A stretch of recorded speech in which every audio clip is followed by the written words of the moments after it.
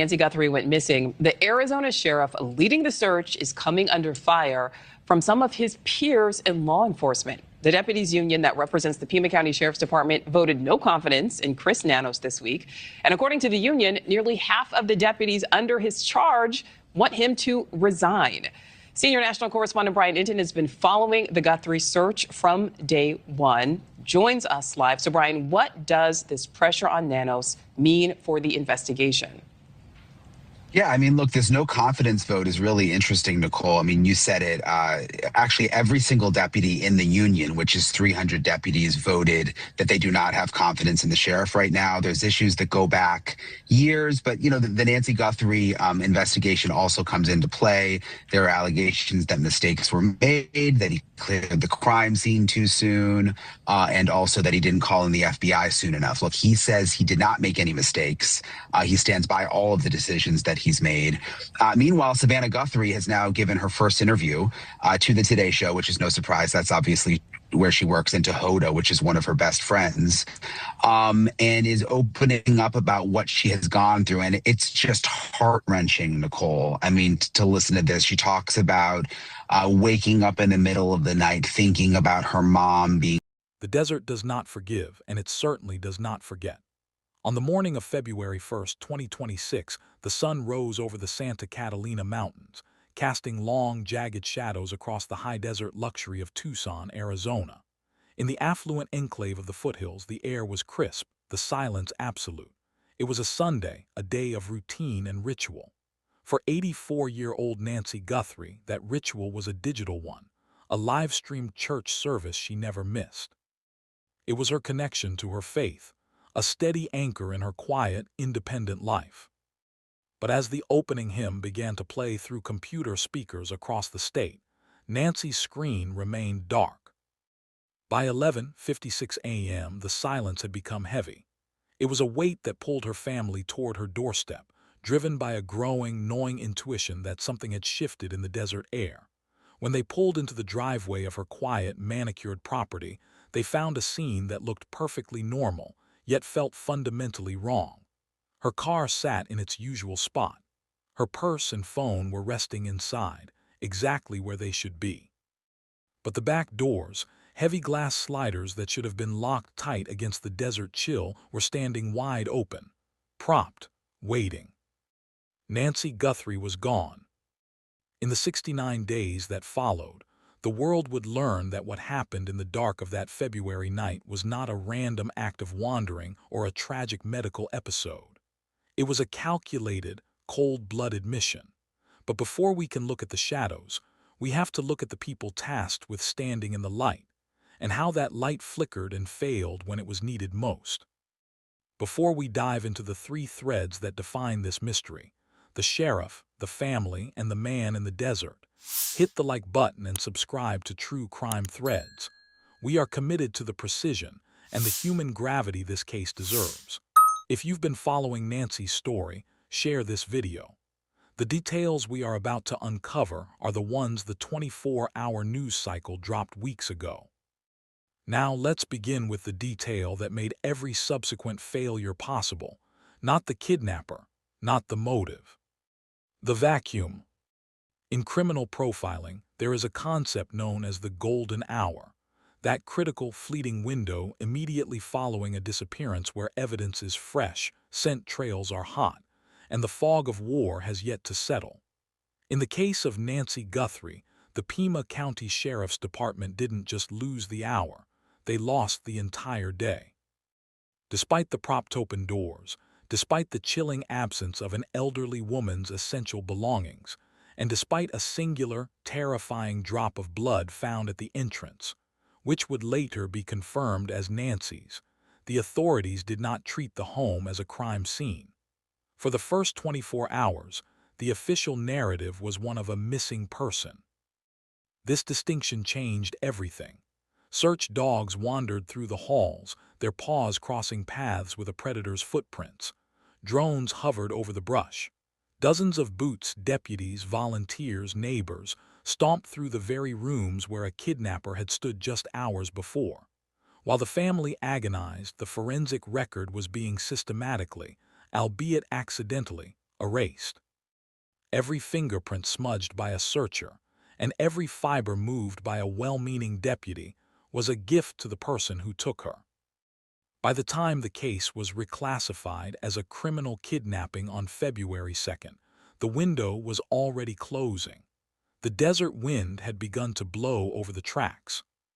But the procedural delays were only the beginning of a breakdown that would eventually lead to a government inquiry. Investigation records later revealed a detail that sent shockwaves through the Tucson community. The lead investigator assigned to this high-stakes, federal-level kidnapping had zero prior homicide experience. Imagine the scene. An 84-year-old woman, the mother of a national icon, snatched from her bed in a premeditated strike, and the man holding the clipboard is learning the ropes of violent crime on her doorstep. This wasn't just a mistake, it was a vacuum. And as any physicist will tell you, nature abhors a vacuum. When the authorities failed to provide a narrative, the internet stepped in to build one, fueled by a lack of transparency that bordered on the surreal.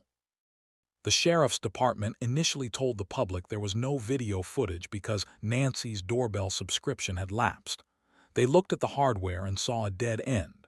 It took the FBI's elite video forensic analysis unit, the same team that used digital breadcrumbs to crack the Brian Koberger case, to realize the truth. The footage existed. It hadn't been deleted. It had been suppressed, hidden behind back-end software that the local department simply didn't have the tools or the foresight to see. When that footage finally flickered to life 9 days later, it revealed the nightmare in high definition.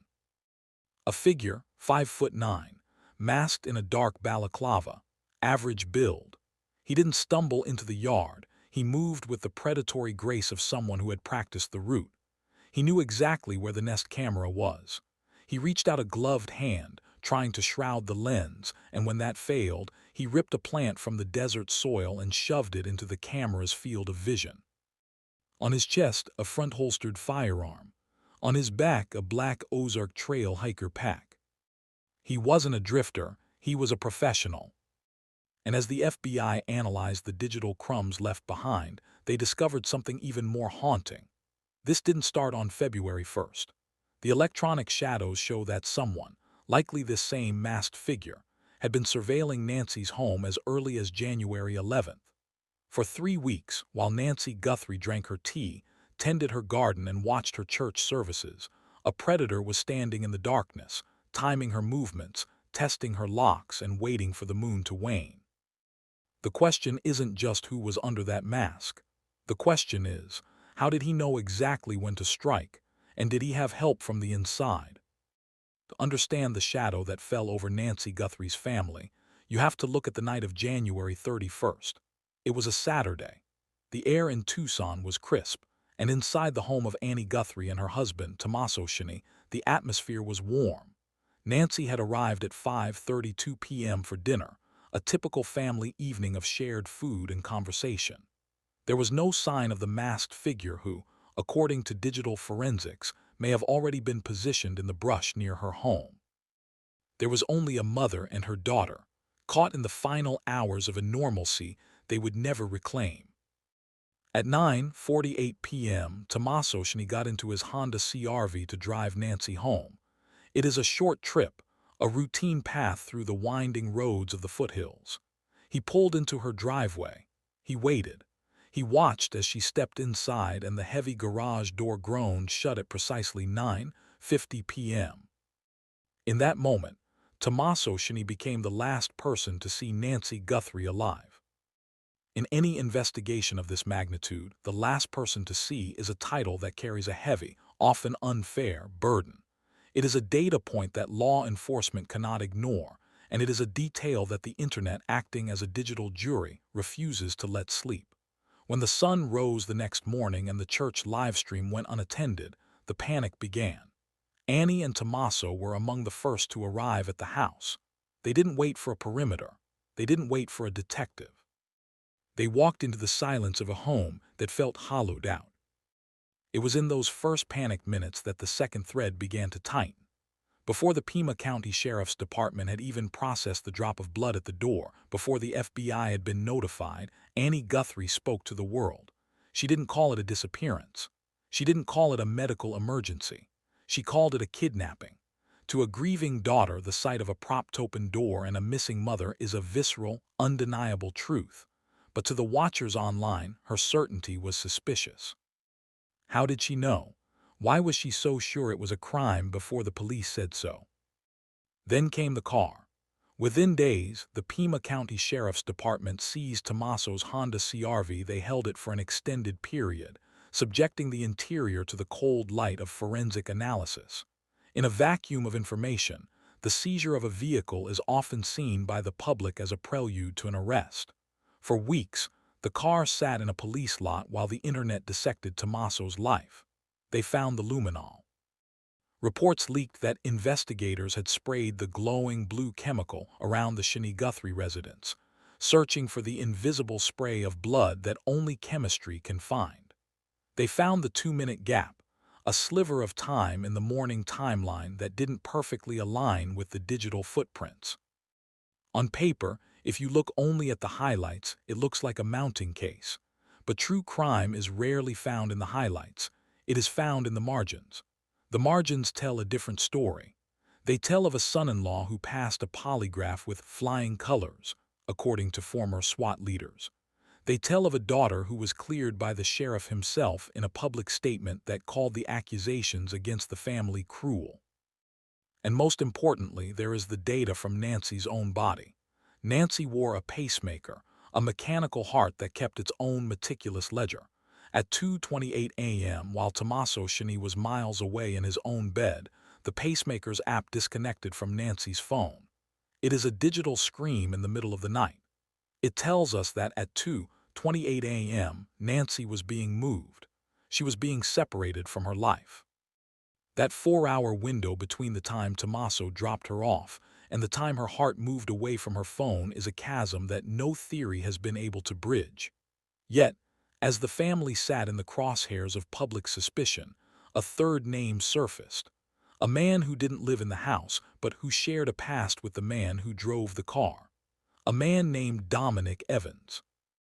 On February 10, 2026, 9 days after Nancy Guthrie vanished into the night, the focus of the investigation took a sharp, sudden turn south. While the internet was busy dissecting the Guthrie family's body language and the layout of Nancy's kitchen, a real-world drama was unfolding on Interstate 19. 60 miles south of Tucson, in the high desert scrub of Rio Rico, a man named Dominic Evans was pulled over. Rio Rico is not just another suburb. It is a transit point, the last major stop before the road ends 12 miles later at the Mexican border.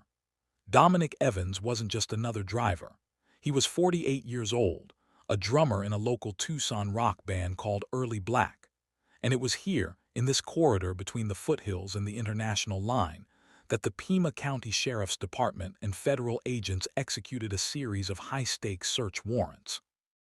They didn't just search his car, they searched his property. They held him for questioning, his name suddenly appearing in the federal ledger of the most-watched kidnapping in America. But it was the timing of this detention that sent a chill through those paying close attention.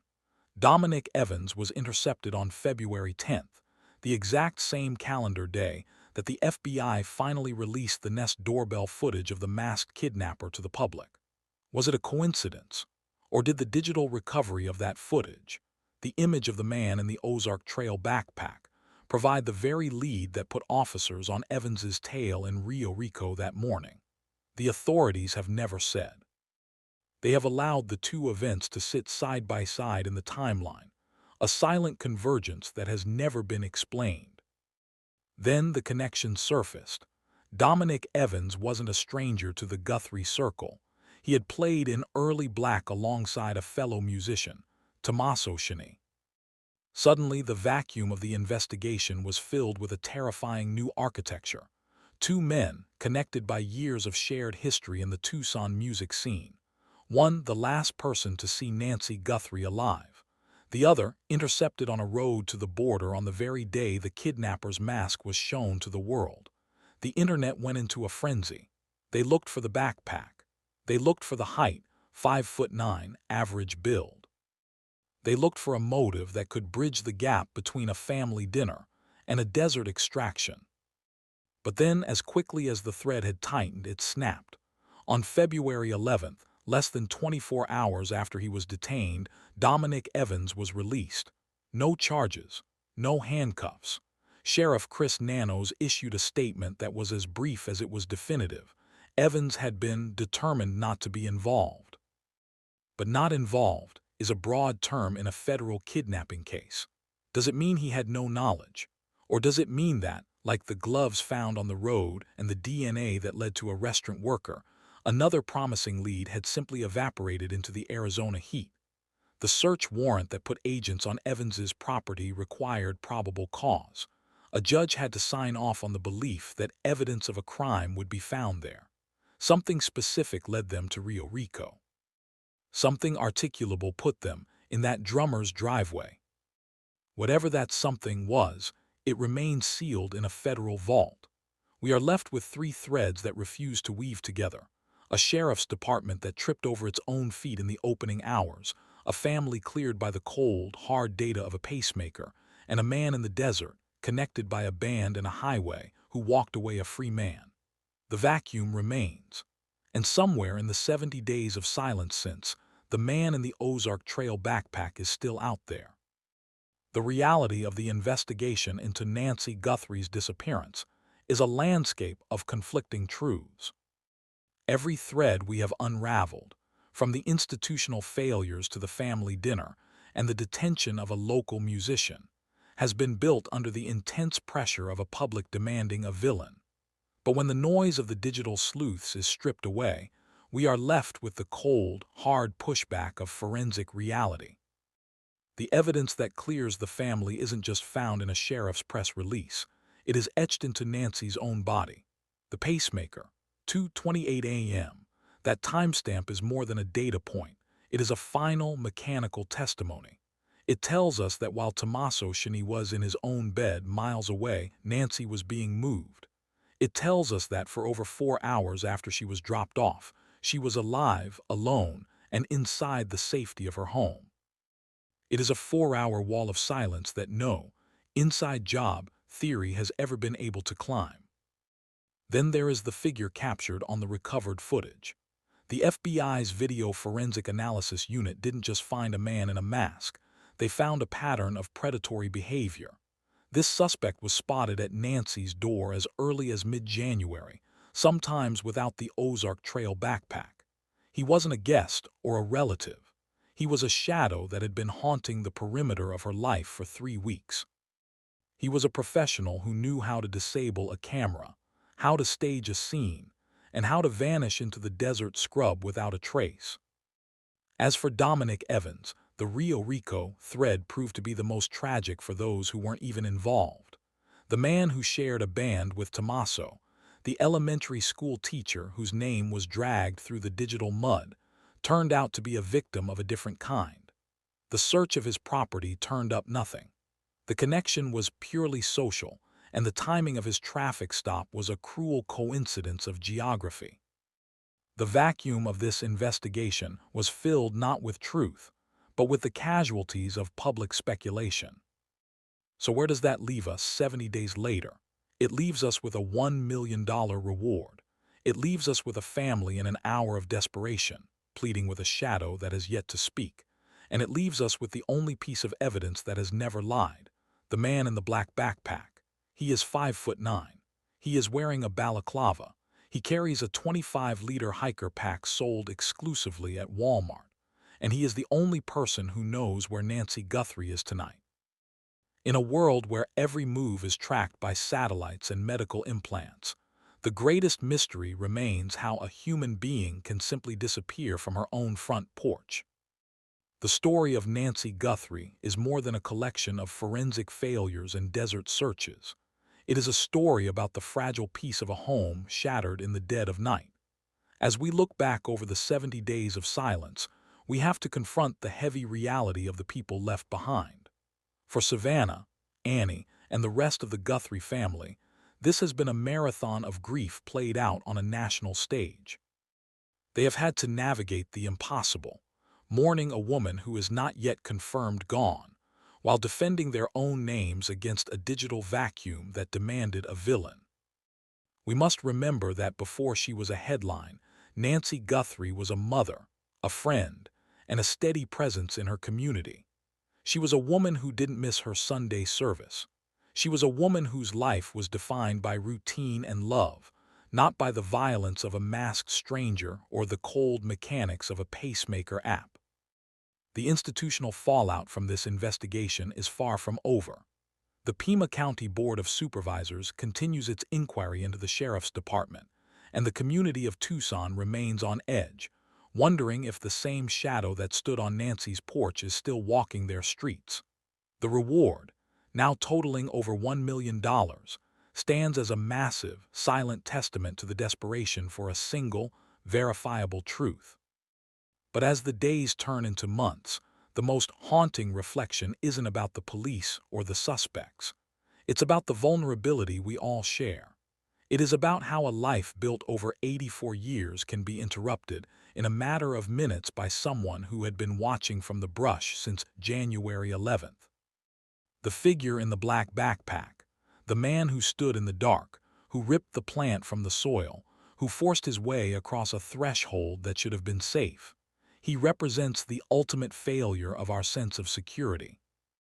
As we wait for the next development, for the one tip among the thousands that finally breaks the seal, we are left to look at our own front doors a little differently.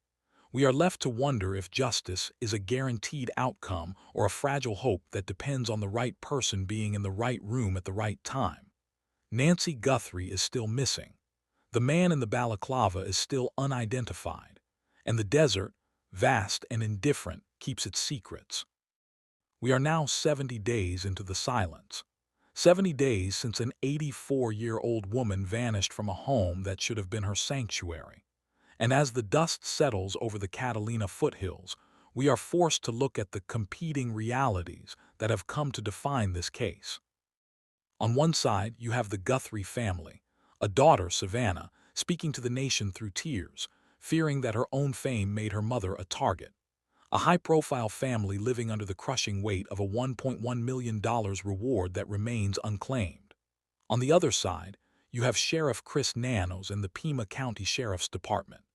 They have publicly pushed back against the celebrity motive, warning the residents of Tucson that the suspect could strike again, that no one is safe. It is a contradiction that has left legal experts and the community baffled. If this was a targeted hit on a famous family, the threat to the public is low. But if it wasn't, then a predator is still walking the desert looking for his next open door. The latest theories from forensic experts like Ann Burgess, the legendary nurse who inspired the characters in Mindhunter, suggest a darker possibility. She looks at the small amount of blood left at the scene and asks a chilling question. Where did it go? It didn't follow a path. It didn't lead to a car. It just stopped. She suggests that something went very wrong inside that house. That Nancy may not have been the primary target, but a pawn in a much larger, more vengeful game played by someone in her orbit. But as the experts profile and the neighbors whisper, the institutional walls are beginning to crumble. The Pima County Board of Supervisors has officially and unanimously voted to investigate Sheriff Nanos himself. They are looking into the management of the department, the lack of homicide experience in the lead detective, and the critical delays that may have cost Nancy Guthrie her life. We are left in a landscape of vanishing. The blood vanishes.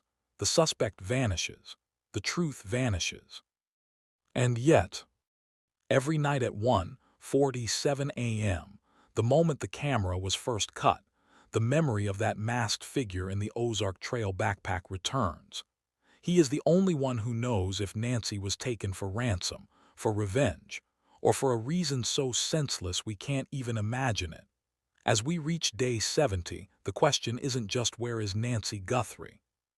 The question is, who are we as a society if we allow an 84-year-old grandmother to be stolen from her home without a single person being held accountable? Is the $1.1 million reward enough to break the silence of the desert? Or is the secret of the man in the backpack worth even more to someone out there? 69 days. It is the number that haunts every official document, every news scroll, and every conversation in the state of Arizona. But as the investigation moves from the desert floor into the sterile environment of the courtroom and the public record, the weight of the human cost begins to settle in a way that no forensic report can capture. The legal aftermath of the Nancy Guthrie disappearance didn't begin with an arrest. It began with an indictment of the system itself. The Pima County Board of Supervisors, moved by a rare and unanimous fury, turned their gaze toward the very office meant to protect the foothills. They didn't just ask for an update, they demanded an accounting. They looked at the 11-day delay for FBI video forensics. They looked at the lead detective, assigned to a kidnapping of national importance despite never having worked a homicide. And they saw a department that had fundamentally folded under the pressure of a professional predator. But while the politicians debated policy, the community of Tucson was living in a state of quiet, high-alert terror. In the Catalina foothills, the silence of the night had become an enemy. Every rustle of desert scrub, every flickering motion light, every neighbor's car idling too long in a driveway became a potential shadow in a balaclava. The reaction from Nancy's loved ones has been a masterclass in dignified agony. We have seen the family stand before microphones, their voices steady, but their eyes reflecting a nightmare that has no scheduled end. They have navigated the cruelest irony of the digital age, being victims of a violent crime while simultaneously being treated as suspects by a global audience that didn't have the facts. They passed the polygraphs. They opened their homes. They handed over their lives to the FBI. And still, they wake up every morning to a house that is too quiet and a phone that doesn't ring with the one piece of news they need. There is a specific kind of grief that comes with a disappearance, a frozen grief. There is no funeral to attend. There is no grave to visit.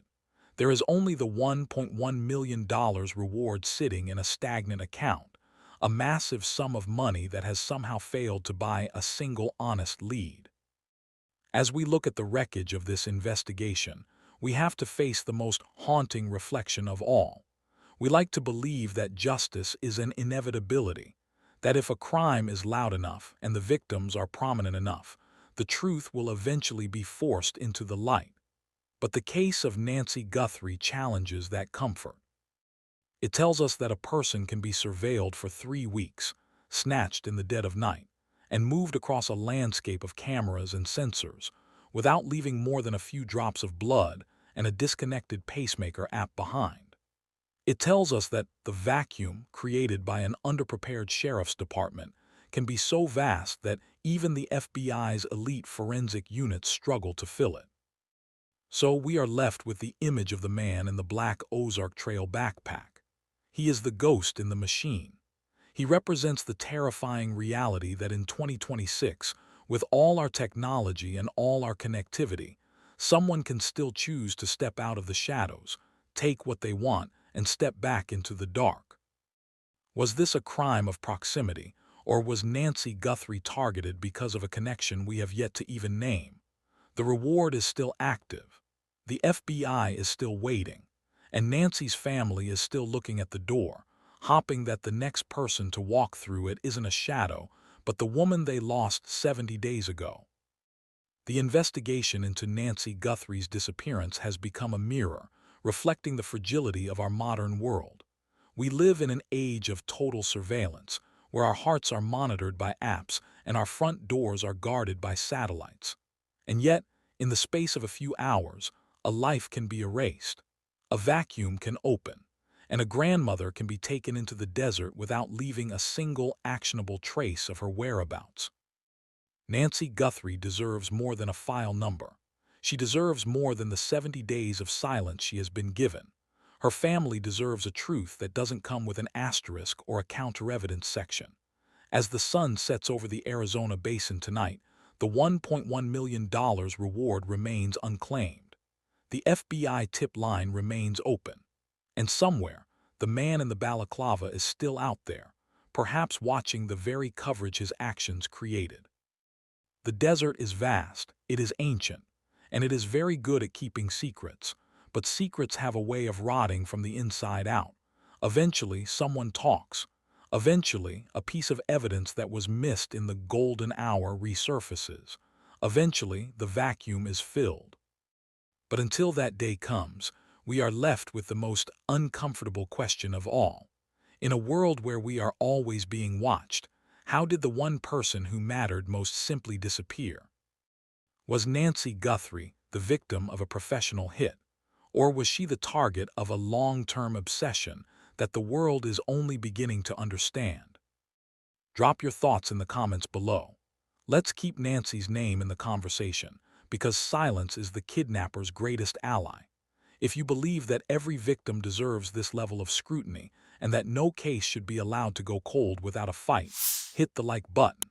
Subscribe to True Crime Threads and turn on your notifications so you never miss a development in this or any other case we cover. Share this video, especially with those in the Arizona area. One person, one memory, one detail from January 11th could be the key that finally brings Nancy home. The search continues, the clock is still ticking, and we aren't going anywhere. Thank you for watching.